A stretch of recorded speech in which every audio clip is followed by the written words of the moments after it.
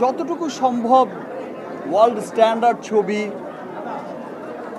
আপনাদের সবার সামনে প্রেজেন্ট করতে, যতটুকু সম্ভব আমি আমার কাজ দিয়ে, আমি আমার আশপাশের সবাইকে সাথে নিয়ে আমার চলচ্চিত্র, বিশ্বমানের চলচ্চিত্র বিশ্বের দরবারে পৌঁছে দেওয়ার জন্য, বিশ্বব্যাপী পৌঁছে দেওয়ার জন্য ছোট্ট ছোট্ট প্রয়াস সবসময় করে যাই, ভিন্ন ভিন্ন গল্প করে যাই।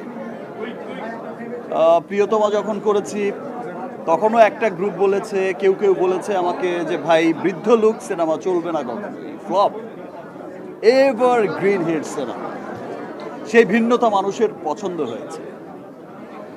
যখন এসে তুফান করেছি, রাফির প্রথম অ্যাকশন ওরিয়েন্টেড ফিল্ম, এরকম hardcore action film, romantic film তো cut to super duper action film. So তুফানও সুপার ডুপার ব্লকবাস্টার ফিল্ম হয়েছে।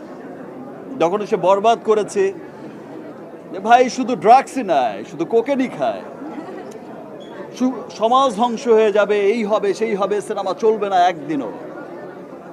বরবাদও আপনারা দেখেছেন যে সুপার ডুপার ব্লকবাস্টার একটা সিনেমা হয়েছে।